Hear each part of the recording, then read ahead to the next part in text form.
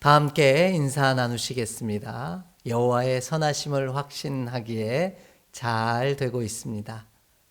믿음의 지체들 또 한 주간 강건하게 지내셨을 줄 믿습니다.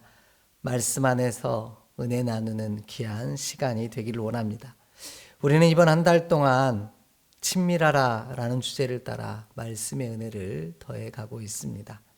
첫 번째 주에는 친밀하다라는 것은 여호와를 경외하는 일이다라는 주제를 따라 말씀의 은혜를 나눴고요. 두 번째 주에는 여호와는 질투라라는 주제를 따라 우리를 사랑하시는 일에 열심을 내었던 하나님의 은혜를 쫓아가며 은혜를 나누었습니다. 세 번째 주에는 하나님을 경외함으로 친밀하며 세상과 친밀한 일에 열심을 내기보다 하나님과 친밀해지는 일에 열심을 낼 때 우리의 날이 다 생존하고 장구하였다라는 말씀을 따라 함께 은혜를 나누었습니다. 네 번째 주에는 친밀하다는 의미는 물리적인 거리에 있지 아니하고 그 관계에 있음을 서로를 알아가기에 하나 되기에 노력하고 수고하는 것이 친밀함이라는 주제를 쫓아 말씀의 은혜를 나누었습니다. 이번 주에는 마지막 주제 말씀으로 욥의 고백을 따라 함께 살펴가며 친밀함의 의미를 나누어가는 귀한 시간 되기를 원합니다. 우리가 살아온 날들 중에서 다시 오기를 원하고 기대하는 시절과 순간들이 우리에게는 있습니다. 오늘 2020년 대한민국을 살아가는 우리는 가은 믿음의 공동체들이 성전에서 마음껏 모여 함께 예배했던 그 순간이 다시 오기를 원하고 계실 것이라 생각되어집니다. 하나님께서 곧 그 귀한 은혜의 시간을 우리 가운데 허락해 주실 줄 믿습니다. 오늘 본문의 주인공인 욥도 다시 돌아가기를 원했던, 다시 오기를 원했던 순간이 있었습니다. 아마도 자신이 보기에 가장 잘 나가고 좋았던 순간이 다시 오기를 원했을지도 모릅니다. 그런데 놀라운 사건은 자신이 다시 오기를 원하는 순간이 우리의 실상은 자신에게 유익하지 못한 순간이 될 때도 있더라는 겁니다. 우리의 눈에 좋아 보이는 순간이지만 반대로 나빠 보이는, 나빠질 수밖에 없는 그런 상황을 만나게 되어질 때도 있고요. 오히려 우리 눈에는 나쁜 상황이고 좋지 못한 형편이지만 그 순간이 오히려 우리에게 더 유익한 시간이 되어지는 그런 경험들도 우리 가운데 하게 될 때가 참 많이 있습니다. 출애굽기 16장 2절에서 3절 말씀을 함께 좀 읽으면서 그때를 우리 분별할 수 있기를 원합니다. 출애굽기 16장 2절로 3절의 말씀입니다. 출애굽기 16장 2절로 3절의 말씀입니다. 이스라엘 자손 온 회중이 그 광야에서 모세와 아론을 원망하여 이스라엘 자손이 그들에게 이르되 우리가 애굽 땅에서 고기 가마 곁에 앉아 있던 때와 떡을 배불리 먹던 때에 여호와의 손에 죽었더라면 좋았을 것을 너희가 이 광야로 우리를 인도하여 내어 이 온 회중에 주려 죽게 하는도다. 아멘. 이렇게 고백하고 있습니다. 출애굽한 이스라엘 백성들은 그래서 다시 애굽으로 돌아가려고 하는, 그때가 더 좋았다라고 그때로 돌아가려고 합니다.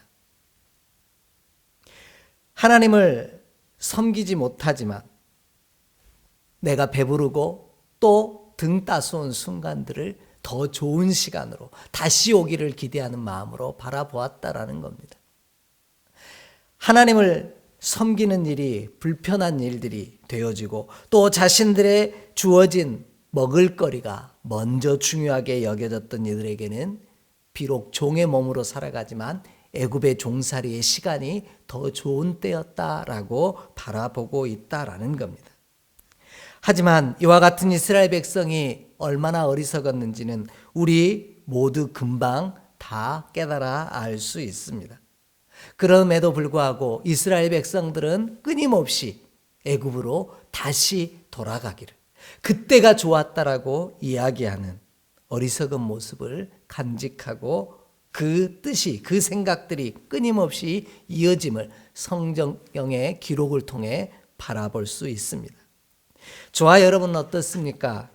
쉽게 말해 몸은 편안한데 마음껏 예배하지 못하는 순간이 다시 오기를 원하고 계십니까?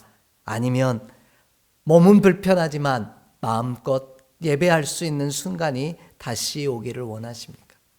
이처럼 우리 눈에 좋아 보이는 것과 진짜 좋은 것에는 차이가 있다라는 겁니다.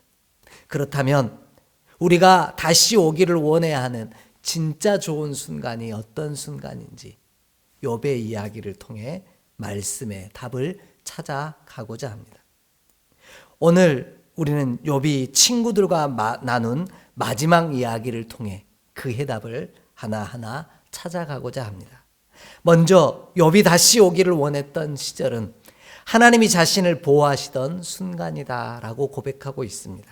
오늘 본문 2절 말씀을 함께 읽겠습니다. 오늘 본문 2절 말씀입니다. 나는 지난 세월과 하나님이 나를 보호하시던 때가 다시 오기를 원하노라. 아멘. 이렇게 고백합니다. 욥은 지난 세월이 다시 오기를 원했습니다. 그런데 그 지난 세월이 어떤 세월이었냐라는 거죠. 오늘 하나님이 자신을 보호하던 때가 다시 오기를 원하노라. 이렇게 고백하고 있습니다.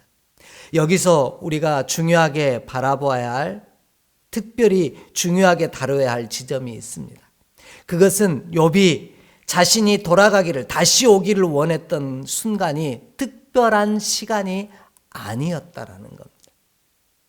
2020년 1월 5일 이런 시간적 개념이 아니었다라는 거죠.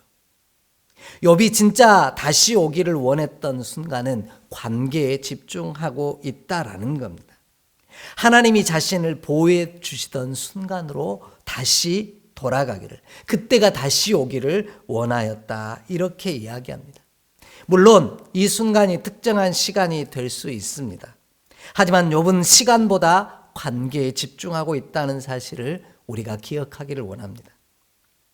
자기 자신이 스스로를 보호하던 순간이 아니라 하나님께서 자신을 보호해 주시던 순간이 다시 오기를 원했다라는 겁니다.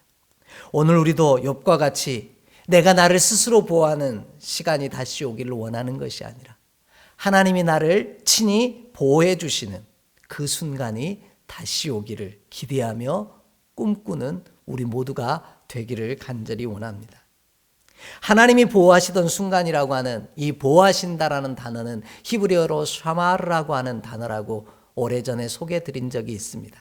그 뜻은 가시로 울타리를 치다라는 뜻이었죠. 하나님께서 친히 양된 우리를 가시 울타리를 쳐서 보호하시는 순간을 오늘 욥은 돌아가고 싶은 순간으로 고백하고 있다라는 겁니다. 그리하면 양은 안전할 수 있기 때문입니다. 자기 스스로를 보호하는 것이 아니라 바로 하나님이, 목자 되신 하나님께서 우리를 보호해 주시던 그 순간이 다시 오기를 원했다라는 겁니다. 하지만 안타깝게도 우리는 오히려 이런 순간들을 불편한 시간으로 기억할 때가 참 많이 있습니다. 나를 보호하시는 하나님의 울타리가 때론 귀찮고 불편한 것으로 여겨질 때가 많더라는 거죠. 그래서 우리는 그 울타리를 빨리 벗어나 버리고 싶어 할 때가 참 많이 있습니다. 하나님이 정해 놓으신 규례와 법도 또 말씀을 지켜 행하는 것이 내 자유를 억압받는 것 같아서 그 규례와 법도를 떠나서 내 마음대로 자유롭게 살고 싶을 때가 우리의 모습 속에 참 많이 있더라는 겁니다.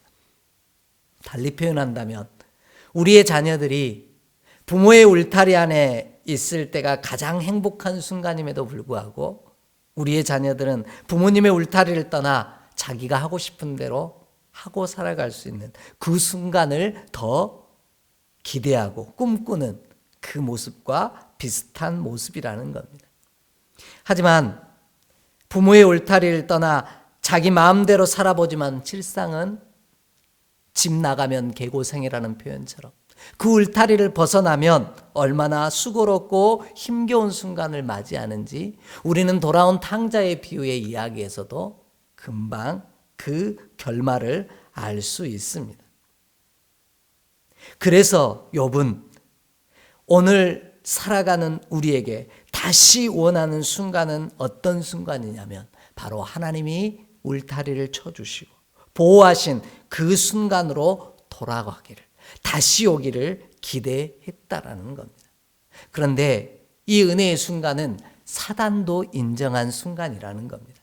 오늘 말씀 함께 좀 찾아 읽습니다. 욥기 1장 9절로 10절의 말씀입니다. 욥기 1장 9절로 10절의 말씀입니다. 함께 읽습니다. 사탄이 여호와께 대답하여 이르되 욥이 어찌 까닭없이 하나님을 경외하리이까? 주께서 그와 그의 집과 그의 모든 소유물을 울타리로 두르심 때문이 아니니까? 주께서 그의 손으로 하는 바를 복되게 하사 그의 소유물이 땅에 넘치게 하셨음이니이다. 아멘. 이렇게 고백합니다. 하나님께서 사탄을 향하여 이와 같이 순전한 자를 본 적이 있느냐라고 물었을 때 사단이 욥을 향하여 이야기한 내용은 욥이 이렇게 하나님을 경외하는 이유는 바로 하나님께서 산 울타리로 그와 그의 집과 그 사랑하는 자녀들을 울타리로 둘러진 채 보호하시기 때문이 아닙니까? 라고 말하고 있다라는 겁니다. 이 순간이 욥에게 가장 행복했던 순간이라는 의미는 욥만의 인정이 아니라 사탄이 인정한 순간이기도 하더라는 겁니다. 바라고 원하는 소망, 오늘 하나님 안에 하나님이 쳐주신 울타리 안에 거하는 일이 우리 삶 가운데 때로는 조금 불편한 자유롭지 못한 순간이 되어질지도 모르겠습니다. 그러나 그 순간이 다시 올 때 나는 가장 편안하고 나는 가장 안전하며 나는 가장 행복한 유익한 순간을 맞이한다라는 사실을 반드시 기억하는 우리 모두가 되기를 간절히 원합니다. 그리하면 하나님께서 우리 주변에 다시 가시 울타리를 치사 대적의 무리가 공격하여도 우리를 친히 보호하심으로 지켜주시는 귀한 은혜를 누리는 자가 되게 하실 줄 믿습니다. 이 놀라운 축복이 저와 여러분 그리고 사랑하는 믿음의 후손들의 삶 가운데 이루어지기를 주의 이름으로 간절히 축복합니다. 두 번째로 욥이 다시 오기를 원했던 시절은 하나님의 등불이 자신의 머리에 비추고 그의 빛을 힘입어 암흑 속에서도 걸어다니는 순간이었다라고 고백합니다. 오늘 본문 3절을 함께 읽습니다. 3절 말씀입니다. 그때에는 그의 등불이 내 머리에 빛이었고 내가 그의 빛을 힘입어 암흑에서도 걸어 다녔느니라. 아멘. 욥은 자신의 삶에 어둠이 단 하나라도 없는 순간이 다시 오기를 원한다고 말하지 않습니다. 욥은 자신의 삶이 온통 비치기를 원한다라고도 말하지 않습니다. 욥은 하나님의 등불이 자신의 머리에 비치는 순간이 다시 오기를 원했다라는 겁니다. 이는 자신이 어둠 가운데 있어도 상관없다라는 뜻이 되어집니다.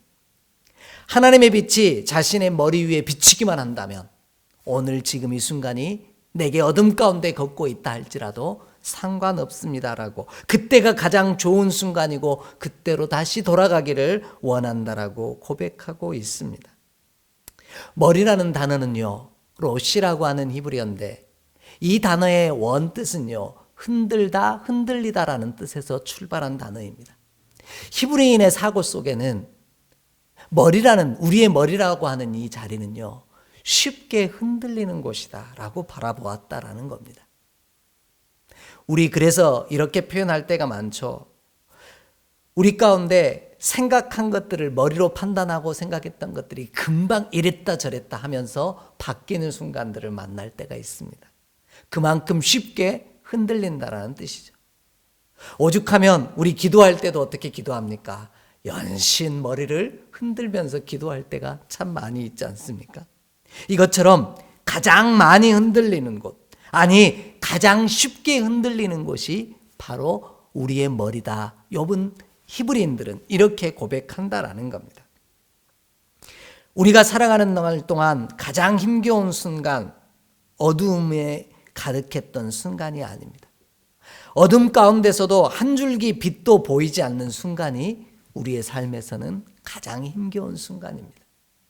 비록 내 주변이 어둡고 힘겨울지라도 그 순간 한 줄기 빛만 비쳐 보인다면 우리는 다시 희망을 얻고 새롭게 용기를 얻고 그 어둠을 뚫고 나아갈 위로함을, 소망을 얻는 것이 우리들의 모습이기 때문입니다. 그래서 오늘 욥은 어둠이 사라지기를 위해 기도한 것이 아니라, 그때가 다시 오기를 위하여 기도한 것이 아니라, 어둠 가운데 있을지라도 하나님의 빛이 가장 흔들리는 내 머리 가운데 비추사 내가 가야 할 길을 친히 인도하시는 그 빛이 내 머리 위에 머무르는 순간이 다시 오기를 간절히 원했다라는 겁니다. 오늘 우리도 이와 같은 소망이, 욥이 간절히 기대했던 다시 오기를 원하는 순간이 우리에게도 다시 오기를 간절히 소망합니다.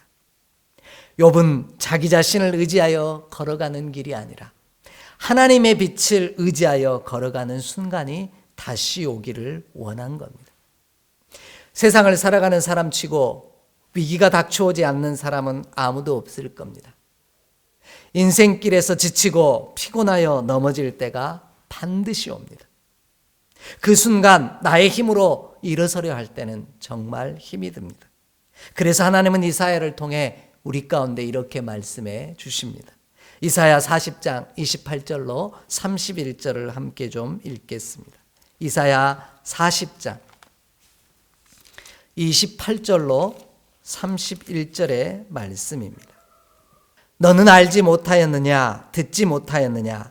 영원하신 하나님 여호와 땅끝까지 창조하신 이는 피곤하지 아니하시며 곤비하지 않으시며 명철이 한이 없으시며 피곤한 자에게는 능력을 주시며 무능한 자에게는 힘을 더하시나니 소년이라도 피곤하며 곤비하며 장정이라도 넘어지며 쓰러지되 오직 여호와를 앙망하는 자는 새 힘을 얻으리니 독수리 날개치며 올라감 같을 것이요 다른 박질하여도 곤비하지 아니하겠고 걸어가도 피곤하지 아니하리로다. 아멘. 이렇게 말씀합니다.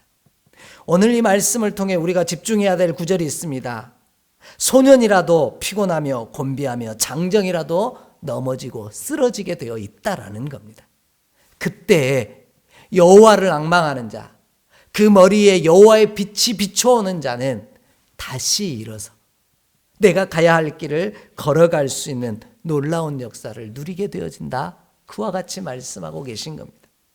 그래서 시편 119편 105절의 말씀처럼 여호와의 말씀이 내 발에 등불이 되어지며 내 길에 빛이 되어지는 놀라운 은혜를, 그 하나님의 은혜를 맛보게 되어지는 은총의 시간을 경험하게 되어지는 겁니다. 그리할 때 우리의 어둠이 바뀌어 밝음이 되어지는 놀라운 은혜를 우리가 경험하게 되어지는 겁니다.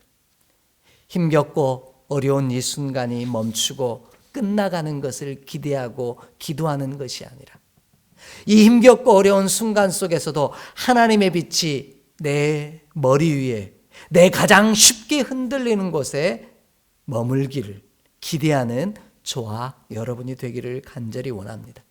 그리하면 하나님의 친밀하심이 나를 어둠 가운데서 건져내시사 빛으로 이끌어 주실 줄 확신합니다. 이 놀라운 축복이 저와 여러분 그리고 믿음의 후손 가운데 이어지는 귀한 은혜가 함께하기를 간절히 소망합니다. 마지막으로 욥이 다시 오기를 원했던 시절은 하나님과 친밀하게 사귐으로 원기왕성했던 시간이었다라고 고백하고 있습니다. 오늘 본문 4절을 다시 봅니다. 본문 4절입니다. 내가 원기왕성하던 날과 같이 지내기를 원하노라. 그때에는 하나님이 내 장막에 기름을 발라 주셨도다. 아멘. 이렇게 말씀합니다. 오늘 욥이 다시 오기를 원했던 순간은 원기왕성하던 순간입니다. 우리식의 표현으로 빌리자면 가장 잘 나갔던 순간이라고 이야기할 수 있겠죠. 팔팔했던 순간이라고 이야기할 수도 있을 겁니다. 그래서 나이 지긋하신 어르신들께서 부르시는 노래 가운데 이런 노래가 있죠. 청춘을 돌려다오 라는 노래가 있습니다. 그때가 내게 가장 화려했고 내 인생의 전성기였다라고 생각하기 때문입니다. 욥도 마찬가지입니다. 그래서 수많은 사람들은 타임머신들과 또 시간을 멈추는 도구를 만들고 과거로 돌아가려고 하는 상상들을 시도해보고 꿈꾸는 이들이 참 많이 있습니다. 그 시도를 멈추지 않을 때가 많습니다. 하지만 우리 모두가 아는 것처럼 그때로 돌아갈 수 없습니다. 그럼 우리가 어떻게 해야 원기왕성하고 팔팔했던 전성기의 순간이 다시 올 수 있을까요? 욥은 시간이 아닌 이와 같은 관계에 집중하고 있습니다. 4절을 보면 그때에는 하나님이 내 장막에 기름을 발라주셨도다 라고 고백하고 있습니다. 오늘 본문 해석하기가 좀 어려운 문장이 될 겁니다. 본문의 번역이 너무 이역을 했기 때문인데요. 기름을 라는 단어는 원래 소드라는 히브리어로 총회 혹은 우리가 알고 있는 친밀함이라는 단어로 또 세우다라는 단어에서 유래한 말입니다. 결국 하나님의 모임이 내 천막 위에 있을 때라고 번역하는 것이 온전한 직역입니다. 그런데 이스라엘 백성들의 생각 속에는 선지자와 제사장과 하나님의 일꾼들을 세울 때는 그 머리 위에 기름을 발랐기에 오늘 본문이 기름을 바르다라는 표현으로 번역하고 있는 겁니다. 그래도 이해하기가 어렵다면 개역 한글 예전에 보던 성경은 4절을 이렇게 번역하고 있습니다. 나의 강장하던 날과 같이 지내었으면 그때는 하나님의 우정이 내 장막 위에 있었으며 라고 번역합니다. 하나님의 우정이 내 장막 위에 있었다라는 거죠. 이거는 친밀함을 이야기합니다. 그래서 표준 세번역 성경은 이와 비슷한 맥락으로 번역하고 있습니다. 내가 그처럼 잘 살던 그 시절로 다시 돌아가서 살 수 있으면 좋으련만, 내 집에서 하나님과 친밀하게 사귀던 그 시절로 되돌아갈 수 있으면 좋으련만이라고 번역하고 있습니다. 하나님과 친밀하게 사귀던 순간이 욥에게는 전성기였고 가장 원기왕성했고 팔팔했던 순간이다라고 고백하고 있는 겁니다. 이와 같은 삶을 살아간 이가 있습니다. 그의 이름이 바로 갈렙이라고 하는 믿음의 사람입니다. 우리 여호수아 14장 10절로 12절 말씀 한 절 함께 읽겠습니다. 여호수아 14장 10절로 12절의 말씀입니다.